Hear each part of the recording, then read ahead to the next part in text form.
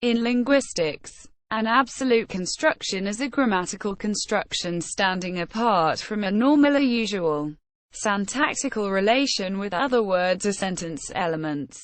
It can be a non-finite clause that is subordinate in form and modifies an entire sentence, an adjective or possessive pronoun standing alone without a modified substantive, or a transitive verb when its object is implied but not stated. The term absolute derives from Latin absolūtum, meaning loosened from, or separated, because the non-finite clause, called the absolute clause, or simply the absolute, is not semantically attached to any single element in the sentence. It is easily confused with a dangling participle.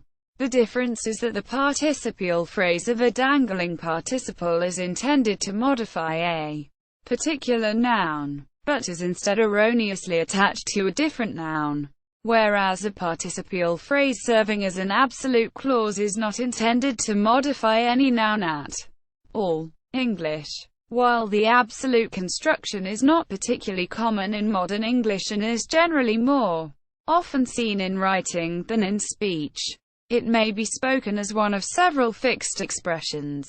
Barring bad weather, we plan to go to the beach tomorrow. All things considered, it's not a bad idea.